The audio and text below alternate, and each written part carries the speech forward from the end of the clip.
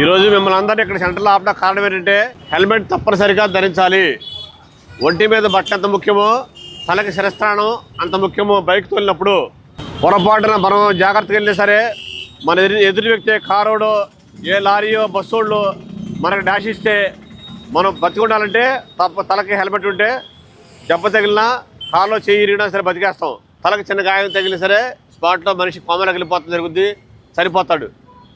ఒకవేళ మనకు కానీ జరిగితే పొరపాటు ఇప్పుడు ప్రజెంట్ అంతా హ్యాపీగా ఉన్నారు, ఏదో సంపాదిస్తారు, ఇంట్లో పిల్లలకి భార్యకి పెడుతున్నారు. మనమే ఒకవేళ హాస్పిటల్లో జాయిన్ అయితే పరిస్థితి ఏంటి? మనమే హాస్పిటల్కి జాయిన్ అయిపోతే మన ఉద్యోగాన్ని ఎవరు చేయాలి? మన భార్య మన పిల్లలు చేయాల్సి వస్తుంది. పిల్లలు చదువులు ఆగిపోతాయి. ఆ గాయాలు తగిలినప్పుడు మనిషి పొరపాటు చనిపోవడం జరిగిపోతే ఇక అంతే, పిల్లలు చదువులు ఆగిపోతాయి. అలాగే మన భార్య కూడా మనతో మనం చేసే ఉద్యోగం ఏముంటే ఆ ఉద్యోగం ఏదో పని చేసుకొని పోషించగలుగుతుంది. మోటార్ సైకిల్ తోలేవాళ్ళంతా సామాన్యులే, ఉన్నోళ్ళేం కాదు, మధ్యతరగతి వ్యక్తులు. ప్రమాదాలు చెప్పిరావు. ప్రమాదం ఎవరికైనా సరే అది ప్రమాదం అనేది రోడ్డు మీద యాక్సిడెంట్ జరిగితే అది కూలీ అవ్వచ్చు, మధ్యతరగతి అవ్వచ్చు, డిపార్ట్మెంట్లో ఏ వ్యక్తి అయినా అవ్వచ్చు, ఎవరికైనా ప్రమాదమే. ఇవి ఒక్కసారికి అండి హెల్మెట్ పెట్టుకోలేదు, నెక్స్ట్ టైం మేము పెడతామంటే ప్రమాదం అలా ఆగుద్దా? మేము ఆగమంటే ఆగుతాం, మీ మాటలు విని సరే ఆగుతాం. ప్రమాదం ఆగుద్దా? ఒకసారి ఆగండి, నెక్స్ట్ టైం నేను ప్రమాదం పడాలంటే వినదు కదా. కాబట్టి ఇంట్లో బయలుదేరగానే మనం బైక్ పట్టుకుంటామంటే తాళంతో పట్టు తప్పనిసరిగా మనం హెల్మెట్ పట్టుకోవాలి. లైసెన్స్ లేకుండా బండి తోలకూడదు. లైసెన్స్ లేకుండా తోలితే బండికి మనిషికి 10,000 రూపాయలు. ఇదివరకు ఒక 500 రూపీస్ ఉండేది, ఇప్పుడు 10,000 అయిపోయింది. తాగి తోలినా 10,000 రూపాయలు ఫైన్. మీ లెవెల్లో 10,000 రూపాయలు అంటే అంత కష్టమైందంటే మాకే దయచేసి తాగి మాత్రం బండి తోలవద్దు. లైసెన్స్ లేని మీ పిల్లలకు కానీ మీ ఫ్రెండ్స్కి కానీ డ్రైవింగ్ లైసెన్స్ లేకపోతే ఇవ్వద్దు. వాళ్ళు పొరపాటు అక్కడ యాక్సిడెంట్ జరిగితే A1 అతన A2 కింద మీరు కూడా బుక్ అయిపోతారు.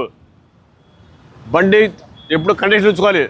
కక్కుర్తిపడి చిన్న రిపేర్ చెప్పి వెళ్తే ఒక సైడ్లో బ్రేక్ పడక మనం ఏ బండి కింద దూరిపోతే 500 రూపాయలు 1000 రూపాయలు రిపేర్ వల్ల మన ప్రాణాలు కోల్పోవాల్సి వస్తుంది. మనకు ప్రాణాలు కోల్పోతుంది.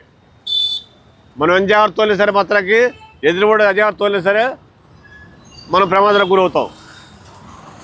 మనం అజాగ్రత్త తోలటం వలన మనతో పాటు ఎదురుబాటు గుర్తే రోడ్డు వైపు గుర్తే వాడి ఫ్యామిలీ వాడి పిల్లలు కూడా రోడ్డు వైపు పడతారు.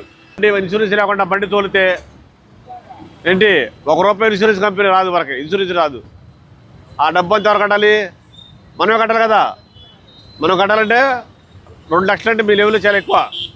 మరి మనిషి చనిపోయారంటే కంపల్సరీగా కోర్టుకు వెళ్తే ఒక 10 లక్షలు వేయచ్చు, 20 లక్షలు కట్టమనొచ్చు. అవి కట్టలేదు మళ్ళీ మనం జైలుకి పోవాల్సి వస్తుంది. అంటే ఇవన్నీ చెప్పిరాదు. యాక్సిడెంట్ అనేది ఒక ఎక్స్పీరియన్స్ వద్దామని చెప్పంటే అవదు. అలాగా ఒళ్ళు జాగ్రత్త పెట్టు తోలాలి. బండి వల్ల ఎంత సుఖం ఉందో అన్ని ఇబ్బందులు ఉంటాయి. అది మోటార్ సైకిల్ అవ్వచ్చు, కారు అవ్వచ్చు. నడిచి వెళ్ళినంత ఉత్తమం లేదు. లేకపోతే ఏ ఆర్టీసీ బస్సు, ట్రైను, ఏ ఆటో వెళ్ళినా పర్లేదు. కానీ మీరు మోటార్ సైకిల్ డ్రైవింగ్ చేస్తే మాత్రానికి నువ్వు ఎక్కడో ఆలోచిస్తూ బండి తోలి ప్రమాదం చేస్తే మాత్రానికి మీతో పాటు మీ కుటుంబ సభ్యులు కూడా సఫర్ అవ్వాల్సిన పరిస్థితి ఏర్పడుద్ది. దయచేసి అందరూ తప్పనిసరిగా హెల్మెట్ క్యారీ చేయండి. ఏదో పోలీసు వాళ్ళు పట్టుకుంటారు, ఫైన్ వేస్తారు, అది ముఖ్యం కాదు. మాకు 2026 సంవత్సరాన్ని రోడ్ యాక్సిడెంట్స్ ప్రమాదరహిత సంవత్సరంగా ప్రకటించాలని మా సిపి కమిషనర్ ఆఫ్ పోలీస్ వారు, విజయవాడ సిపి గారు, ఎన్టీఆర్ జిల్లా కమిషనరేట్ గారు ఆల్రెడీ అనౌన్స్ చేయడం జరిగింది. దానికి మీరంతా సహకరించి చక్కగా రోడ్డు ట్రాఫిక్ రూల్స్ పాటిస్తూ హెల్మెట్ ధరిస్తూ రోడ్డు మీద జాగ్రత్తగా బండి తోలితే మనం అనుకున్నది ఈ సంవత్సరం మనం సాధించవచ్చు. మీకు ఎవరైనా యాక్సిడెంట్ జరిగితే మా కుటుంబ సభ్యుల్లో ఎవరైనా యాక్సిడెంట్ జరిగితే ఎంత ఫీల్ అవుతామో మేము అంత ఫీల్ అవుతాం, మా ఆఫీసర్ అంత ఫీల్ అవుతారు. మా ఉద్యోగం అంటే ఎవరికి వ్యక్తి రోడ్డు మీద గమ్యస్థానాన్ని సురక్షణ చేరాలి, సేఫ్టీ చేరాలి అనేది మా ముఖ్యం. అది దయచేసి మేము ఎంత సహకరిస్తే ఈ అనుకున్నది సాధించగలం. ఓకేనా? అందరూ తప్పకుండా హెల్మెట్ ధరిస్తారు కదా. హెల్మెట్ లేకుండా రోడ్డు మీద బండి రాకూడదు. Thank you all of you.